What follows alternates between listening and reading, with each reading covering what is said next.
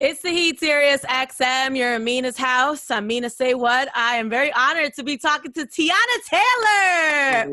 Hey, girl. Who got an album out right now. It's called The Album. Mm-hmm.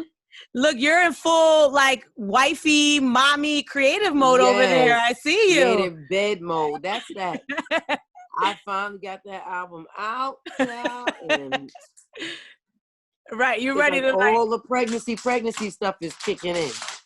Yeah, congratulations. You literally gave birth to an album and now you're about to give birth to another baby. Yes, I am. Double album. A double album, right? See, this is why you see me choking when I first got on the phone, because he plays all day. Look, this album is like so family. You know, I really feel the love and the family coming through it. It definitely feels like a family affair. I really see the growth in you, you know, when it comes to like the themes on the album. How are you mentally now that the album's out? I mean, it's definitely a weight off my shoulders because I put so much, like, it was a lot of blood, sweat, and tears, you know, a lot of hard work, a lot of overthinking, a lot of underthinking. Like, I mean, literally every single emotion you can possibly think of is what has been put into this album. So, you know, now that it's finally out, I mean, it's still that pressure of what people love it, what people like it. But honestly, I'm so proud of the work that I've done that I'm even probably past the part of maybe like too many opinions. Like, you know, I'm just so happy that it's finally out, because now, like, you know how you see certain things and it's just like, you know, like, if something is effed up, I'd rather it be because of me and not because of somebody else. You feel what I'm saying? This is something that I was 100% into.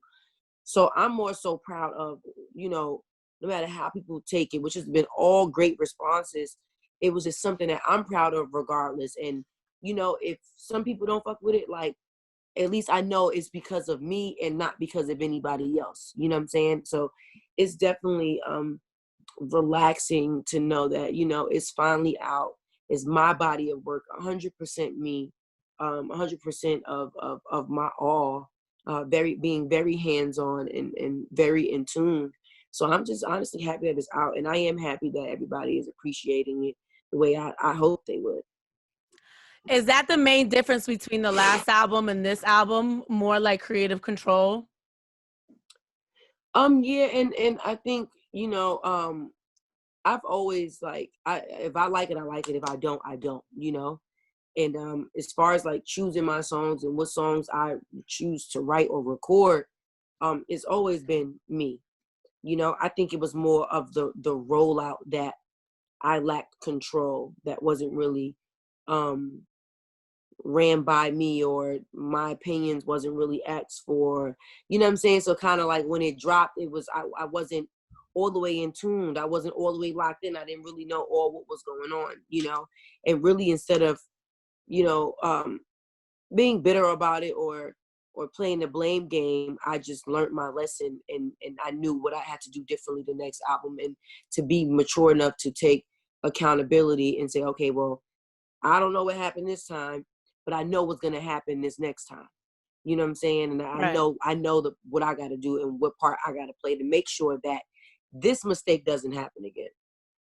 I love your album, girl. I almost cried a couple of times. I mean, we'll talk about the moments where I almost cried later on, but, you know, I really think the rollout was on point. Like, you had the single song with, you know, with King Combs, you know, you had lead up visuals, you know. Consistency. Right, you know, exactly. Like everything was dropping the same day. Here's the record and the video, rather than here's the record and then like 7-8 months later, here's a video.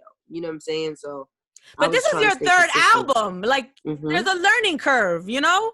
Exactly. And that's what I'm saying. It's all about what you take from it. Right. You can sit around and be upset about it and not do nothing about it, or you can figure out what you're going to do about it, you know? All right, well, let's get into the song that we've been playing. Good, we made it.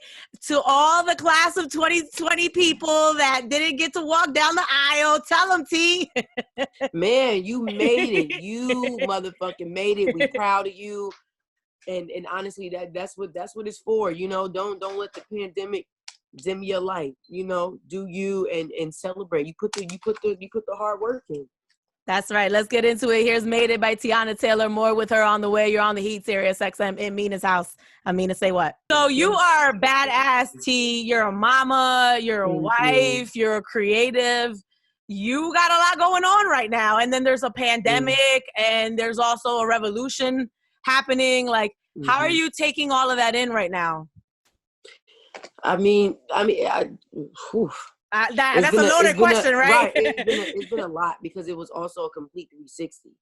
Now, a pandemic is completely different from the protests and the riots. Where the pandemic is where I was really able to lock in and work on this album.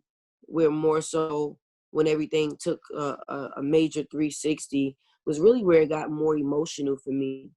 And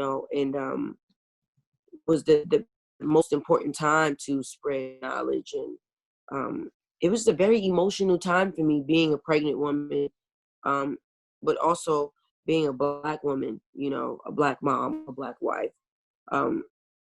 It was extremely tough for me, and it was hard to push through. A lot of crying nights, a lot of worrying nights. A lot of praying, a lot of meditating and praying for our people, praying for our babies, praying for our men, praying for our women. It was a lot. It was a lot. And it's crazy because even the people that are most knowledgeable, even like myself, it still gave me a lot of time and room to learn even more than what I already knew. So it was a time to gain up on some more wisdom and knowledge. So it was really quite all over the place time for me. I was just wondering emotionally where you were, because it has to be scary to be pregnant during COVID. That's what I'm saying. That's why it's so hard to even explain, because it's so many emotions, and it's so crazy because I remember the first 12 weeks of my pregnancy, I was really, really sick, and it was during COVID.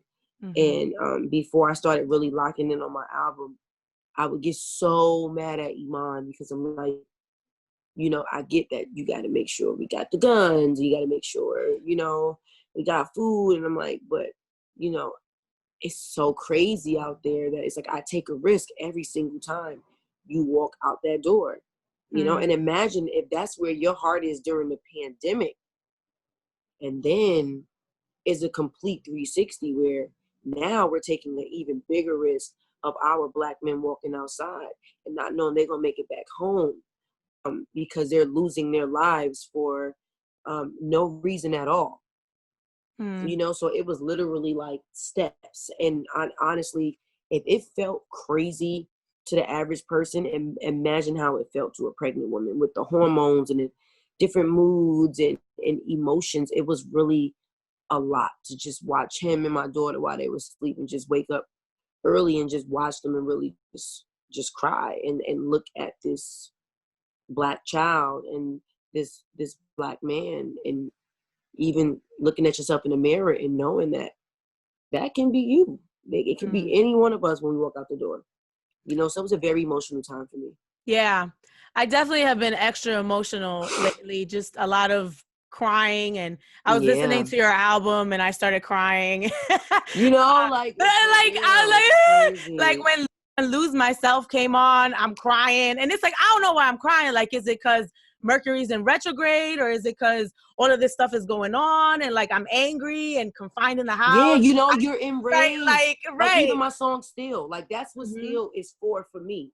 Like it took, I'm actually crying in that song. Like Still is like, we're crying for love, and nobody's wiping our tears. We're crying for love. We're crying for peace. We're crying for freedom. We're crying for equality. Like we're crying for our voices to be heard, and y'all don't hear us. So now you got to feel us. You know what I'm saying? And it was so much, and it's a lot, it's really, really a lot. So I feel you. It's like hearing that, and it's a lot. It's been a lot.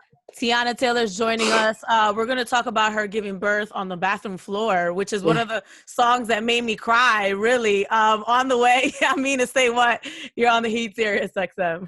The intro, I don't know why it made me so emotional, but to hear Iman calling the EMS people and saying she's giving birth, my baby's in my hand, what do I do with my umbilical cord? Like, I don't know why I got so emotional. Like, can you walk me through that day? Was it scary? I mean, it was so scary.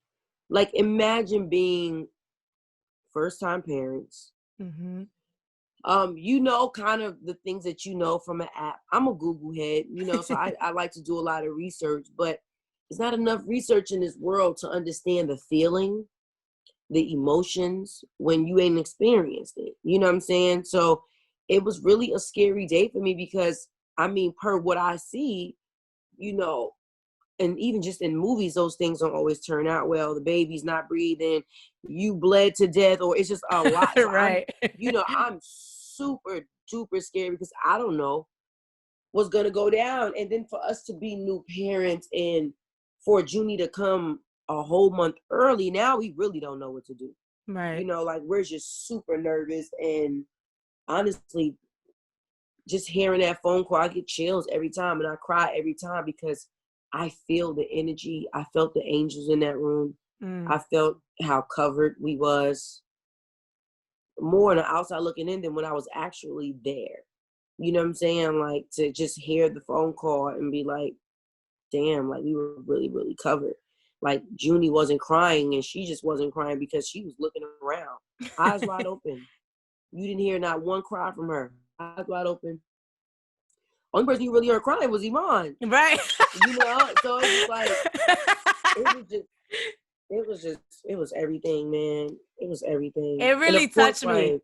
Yeah, you know, and it's weird because I remember I hated the phone call at first because I thought it was just such an invasion of privacy. Because, of course, anything you see TMZ put out sometime, it's just like, you know, it's always kind of invading somebody's privacy. So it's just like, my baby I'm a day postpartum, my baby's still in the incubator.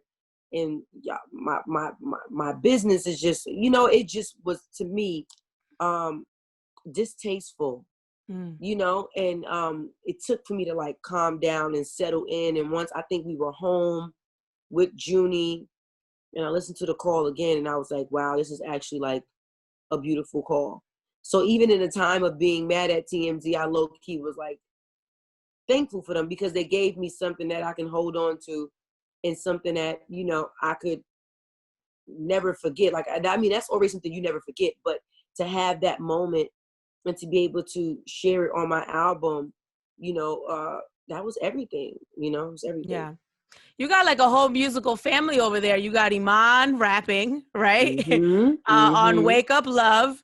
Then you got Junie coming through just like her mama singing on Come Back to Me. What's going on over there? Man, you know, we in here, we just cooking up. He got a studio in his man cave. I got a studio in my woman cave. I love that. We got drum sets and all types of stuff. So we're really like, we just be locked in, you know. Quarantine was a lock-in time for all of us. With Junie singing, I mean, she's hitting the notes, T. Like, she is. She's hitting them. I was like, and she harmonizing them. Right. That's how I was surprised. At 4 years old. Yes. I'm like, is that coaching? Her telling me to be quiet. Be quiet. And you're like, ooh.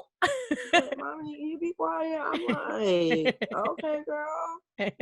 Is that coaching or is that just her watching you like natural? Just her. Like, a lot of times people really think that, like, when it comes to Junie, that I make a lot of this stuff up.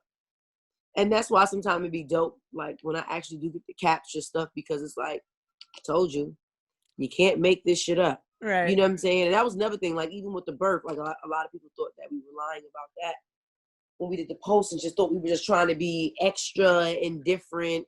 So when the 911 call came out, everybody was really gagging, like, oh, this really went down on the bathroom floor. Right. You know, so it's, I mean, Junie's special, man. I knew she was going to be special from the way she even came out. I'm telling you, her head it was only her head. Her whole body wasn't even out yet.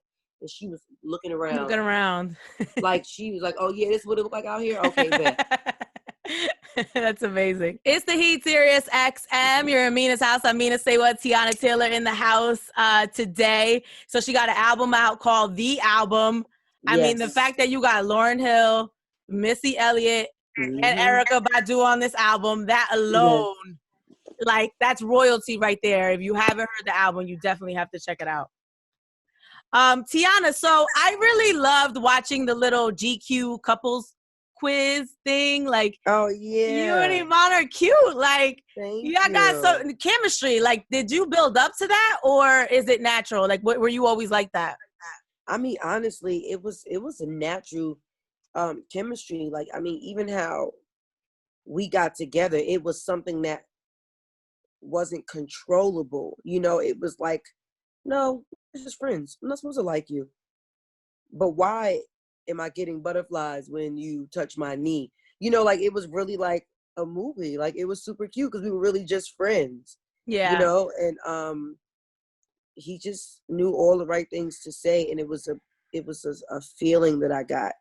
And, you know, I always follow my guts, and it's very rare that I get butterflies. And I followed that. And it's crazy because I was in a place of a bad breakup. He was going through a bad breakup. Like, I was in a place of like humiliation and heartbreak, you know. And usually when us females, we get into those stages, we kind of put our guard up, you know. But one thing I've always lived by is to never like, always be willing to love, you know, give everybody a fair chance. And I followed my heart, and I didn't block my blessings, you know. And the moment I caught the butterflies, I just kind of never turned back, and I didn't fight it neither. Yeah, you guys are super cute. I like it. Thank you. How do you guys feel about like Kyrie wanting to like boycott the NBA? Like, what are your thoughts on that? Well, at the end of the day, you know, Kyrie is our family. However, I'm not only saying this because he's our family, but I completely support him 100%. I think that right now it's not the time for that. It's not the time for any distractions. You know, if you have 30,000 people at the arena and then millions of people watching, when are our eyes going to really, really focus on what's going on in this world? You know what I'm saying? Like, that sports is just a distraction. And, you know, I'm not into trying to be politically correct and different things like that. It's just a lot more important things that we have to focus on. Like, until we see real change, I don't think it's time. You know, it's just not the time for that. It's not the time for that right now. Like, real life is just a lot of things that I know people want to bring back, but let me tell you what we can't bring back. Ahmad. We cannot bring back George. We cannot bring back Brianna. We cannot bring back the countless accounts, like, you know, of names and lives that have been, you know, taken away from us. We can't bring that back.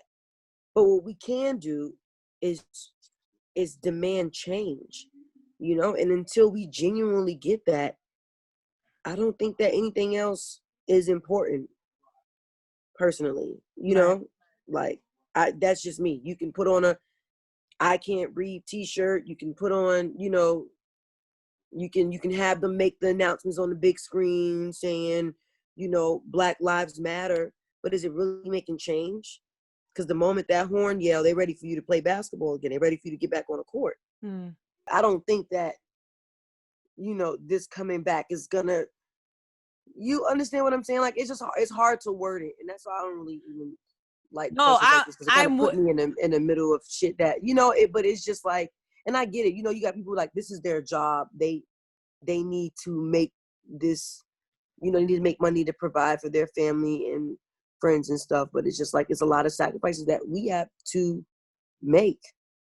Yeah. You know, at the end of the day, we all playing a white man's game. So, you know, I know where you're coming from, girl. It's like that, you know, it definitely can, like, once people start playing sports again, we're going to forget about these things that are happening. Oh, absolutely. That's it. So while everybody is tuned in to the fourth quarter, you'll have another cop with his knee on somebody else's neck.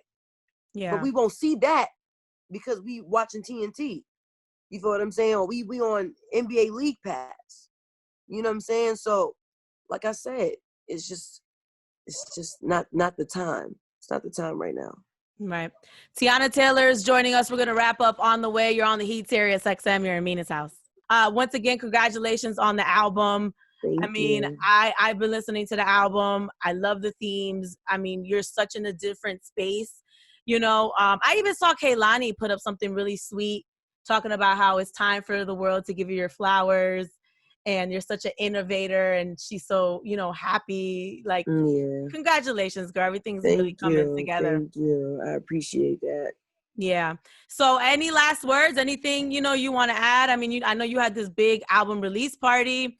The police try to come for you, but I seen. Oh, no, the COVID police didn't try to come for me. We had them there. Oh, right. Yeah, we had them there. They didn't try to come for me. I said the fake COVID police, as in the internet trolls, tried to make a big thing out of something, but the people who needed to be there was there to make sure, you know, we were all safe. So that was the most important thing, you know, and I had a great time. Yeah. So moving forward, like, what's gonna happen to Teyana? Are you focusing on this baby that's coming, or are you already working on some new music? I'm definitely gonna. I think with a 23 song album, I think everybody's nice and full. They got enough that'll last them, you know, for a little minute. Probably get some more videos done. Focus on, like, you know, getting everything set up for the new baby, and so by the time, you know, I have her, I can get ready to start planning for a tour. You know, so the next thing is definitely a couple more visuals, getting ready for the baby, and then tour. All right. Well, thank you, Teyana, so much for joining us. No problem. I appreciate how open you've been. And stream the album. It's called The Album. And good luck, baby. And, you know, I can't wait to meet. We all can't wait to see and meet the new baby. Okay. Yes. Thank you, boo. And congratulations to Aman. He's continue to be surrounded by beautiful women. Yes. Thank you. Teyana Taylor here in Mina's house on the Heat, SiriusXM.